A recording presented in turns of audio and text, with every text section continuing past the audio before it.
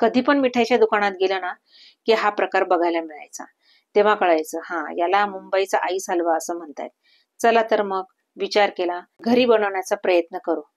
चला तर आता आपण ही रेसिपी बनवण्यासाठी काय काय साहित्य वापरले जातात ते आपण बघूया. आता मी ह्या कपनी 1 कप मैदा घेतलेला आहे व त्याच कपनी 1 कप दूध घेतलेला आहे व त्याच कपने मी इथे 1 कप तूप घेतलेला आहे व 2 वाट्या मी साखर घेतलेली आहे. तुमच्याकडे जो पण कप असेल त्या कपने ह्याच मेजरमेंट प्रमाणे घेऊ शकता. आता इथे मी एक कढई घेतलेली आहे. ही कढई खालीच ठेवलेली आहे, अजून गॅसवर ठेवलेली नाहीये. त्यामध्ये मी त्या कढईमध्ये मैदा टाकून घेतलेला आहे. त्यानंतर मी हे सगळं तूप घालून घेतलेलं आहे. त्यानंतर आपल्याला याच्यामध्ये दूध घालून घ्यायचं आहे. दुधामध्ये मी थोड्या केशरच्या काड्या घालून घेतलेल्या आहे. त्याने आपल्या हलव्याला छान असा कलर येईल. आता हे सगळं मिश्रण आपल्याला व्यवस्थित मिक्स करून घ्यायचं आहे. आता हे सगळं मी मिक्स करून घेत आहे. हा हलवा इतका छान बनतो ना, इतका मस्त आणि चवीला देखील खूप छान होतो. आता हे मिश्रण व्यवस्थित आपल्याला हलवून घ्यायचं आहे. यामध्ये मैद्याची एक पण गुठळी पडू द्यायची नाही. बघा किती छान असं मस्त मिक्स झालेलं आहे. व्यवस्थित मिक्स करून घ्यायचं. त्यानंतर आपल्याला ह्या ज्या 2 वाट्या साखर आहे, आधी 1 वाटी टाकून घ्यायची, नंतर दुसरी वाटी टाकून घ्यायची आहे व हळूहळू हे मिश्रण हलवत राहायचं आहे व एकजीव करून घ्यायचं आहे. असं छान असं व्यवस्थित एकजीव करून घ्यायचं आहे. आता हे सगळं एकजीव झाल्यानंतर आपल्याला ही कढई जी आहे ही गॅसवर ठेवायची आहे व लो टू मीडियम गॅसवर आपल्याला हा हलवा शिजवून घ्यायचा आहे. आता हा थोडासा घट्ट वाटत असला तरी थोड्या वेळाने साखरेला पाणी सुटणार आहे व हा हलवा पूर्ण पातळ होईल. याला कंटिन्यूअस असं हलवत राहायचं आहे. बघा हा होतोय तोपर्यंत मी सुनीता कुक विथ सुनीता पराते ह्या चॅनलमध्ये तुमचं सगळ्यांचं मनापासून स्वागत करत आहे. तुम्हाला जर माझे व्हिडिओ पाहायला आवडत असेल तर माझ्या व्हिडिओला नक्की सबस्क्राईब करा, शेअर करा, लाईक करा, कमेंट करायला विसरू नका. बघा आता हा छान असा घट्ट होत आलेला आहे. यामध्ये मी वेलची पूड टाकून घेतलेली आहे. मस्त आपला असा हा गोळा तयार व्हायला पाहिजे इतपत आपल्याला हे हलवत राहायचं आहे. हे मिश्रण मध्ये मध्ये चेक करत राहायचं आहे. आता यामध्ये मी अर्ध्या ह्याच्यामध्ये एक तर तुम्ही फूड कलर वापरू शकता, तुम्हाला जो आवडीचा कलर आहे तो पण मी इथे हळद वापरलेली आहे. बघा अर्ध्या मिश्रणामध्ये मी अर्धा मिश्रण हे पांढरं ठेवणार आहे व अर्ध्या मिश्रणामध्ये मी पिवळा कलर टाकलेला आहे व अजून थोड्याशा वेगळ्या मिश्रणामध्ये मी रेड कलर टाकलेला आहे, ऑरेंज रेड कलर. असे मी 3 कलरचे बनवत आहे. तुम्हाला जो कलर आवडत असेल तो बनवा किंवा व्हाईटही ठेवला तरी चालेल. बघा असा छान असा मस्त गोळा तयार झालेला आहे आपल्या ह्या मिश्रणाचा. तसंच हा येलो कलर देखील झालेला आहे. येलो म्हणजे एकदम डार्क नाही झालेला आहे, फेंटच आहे, पण थोडासा कलर चेंज म्हणून मी यामध्ये हळद घातलेली आहे. आता हा देखील आपला गोळा तयार झालेला आहे. तसाच आपला ऑरेंज रेड कलरचा पण होईल. आता इथे मी एका ओट्यावर मी बटर पेपर घेतलेला आहे व त्यावर तूप घालून घेतलेला आहे व हे तूप पूर्ण बटर पेपरला लावून घ्यायचं आहे व आपण जो गोळा तयार केलेला आहे तो याच्यावर व्यवस्थित असं हे करून स्प्रेड करून घ्यायचा आहे व आपल्याला लाटण्याने व्यवस्थित लाटून घ्यायचं आहे. तुम्ही बघू शकता व्हिडिओ दाखवल्याप्रमाणे. आणि पातळ लाटायचं आहे आपल्याला.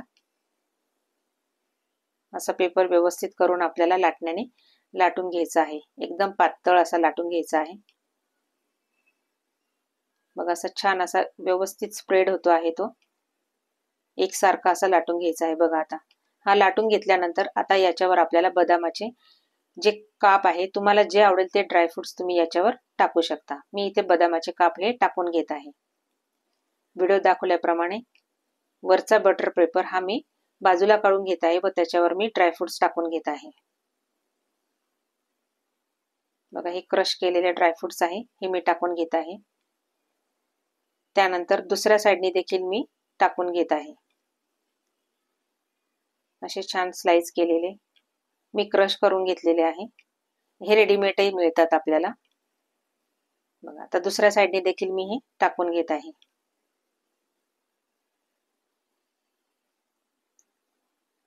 व्हिडिओ दाखवल्याप्रमाणे तुम्ही बघू शकता. आणि खूप म्हणजे खूपच छान होतो, चवीला पण एकदम मस्त होतो. मिठाई मधला हा प्रकार खूपच छान होतो आणि घरच्या घरी तर खूप छान होतो आणि आपल्याला छान असं स्वस्तात पण पडतो. आणि छान बघा आता याच्यावर मी पुन्हा एकदा लाटणं फिरवत आहे जेणेकरून आपण जे ड्रायफ्रुट्स टाकलेले आहे ते सगळे आपल्या ह्या हलव्याला छान असे व्यवस्थित बसतील। आता अशाच प्रकारे मी दुसरा कलर व तिसरा कलर हे दोन्ही तिन्ही कलर मी हे करून घेत आहे। आता हा आपला येलो कलर आहे, याला देखील मी ह्याच प्रकारे करून घेणार आहे। बघा हाताने आता छान असा गोळा हा स्प्रेड करून घ्यायचा आहे। त्यानंतर पुन्हा आपल्याला त्याच्यावर बटर पेपर टाकून घ्यायचा आहे व पुन्हा लाटण्याने फिरवून आपल्याला यावर ड्रायफ्रुट्स टाकून घ्यायचे आहे। एकदम छान अशी पातळ लेअर करून घ्यायची आहे वर त्याच्यावर ड्रायफ्रुट्स टाकून घ्यायचे आहे। या पद्धतीने नक्की एकदा करून बघा, मुलांना देखील आवडेल। मस्त झालं। आता रेड कलरचा देखील मी ह्याच पद्धतीने करून घेत आहे। बघा अशा प्रकारे आपले हे तिन्ही कलरचे तयार झालेले आहे। आता आपल्याला यांना सेट करून ठेवायचं आहे। 3 ते 3.5 तास आपल्याला हे सेट करून ठेवायचे आहे। त्याच्यानंतर आपल्याला सेट झाल्यानंतर आपल्याला हे कट करून घ्यायचे आहे, कारण नंतर पुन्हा आपल्याला कट करायला त्रास होऊ नये म्हणून 3.5 तासानंतर मी हे काढलेले आहे व याला छान व्यवस्थित असे आपल्याला पाहिजे त्या आकारात किंवा पाहिजे तेवढी साईज आपल्याला ही कट करून घ्यायची आहे। आता मी हे सगळे कट करून घेत आहे आणि कटिंग पण एकदम छान होत आहे व्यवस्थित। छोटे मोठे तुम्हाला जसे आवडतील तसे तुम्ही हे कट करू शकता। खायला पण इतका छान लागतो ना, अतिशय खूपच छान लागतो। एकदा तुम्ही नक्की करून बघा, तुम्हाला नक्की आवडेल। अशा प्रकारे आता यावर मी पुन्हा तो बटर पेपर लावून मग दुसऱ्या दिवशी आपल्याला हे सगळे पीसेस असे व्यवस्थित काढून घ्यायचे आहे। आता बाहेरचं वातावरण जर जास्तच ओलं वगैरे असेल तर थोडंसं याला वाळायला पण वेळ लागतो आणि थिकनेस नुसार सुद्धा हा पटकन वाळायला वेळ लागतो। तुम्ही जर थोडासा जाड ठेवला असेल तर मग तुम्हाला वाळायला हा वेळ लागेल। आता हे सगळे असे व्यवस्थित कट करून घ्यायचे आहे। तुम्ही बघू शकता।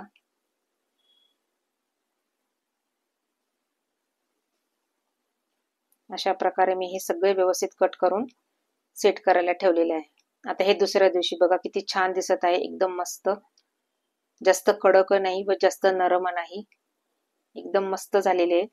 एकदा नक्की करून बघा, तुम्हाला नक्की आवडेल। आवडल्यास मला कमेंट करायला विसरू नका व अशाच नवनवीन व्हिडिओ पाहण्यासाठी मला कमेंट करा। धन्यवाद।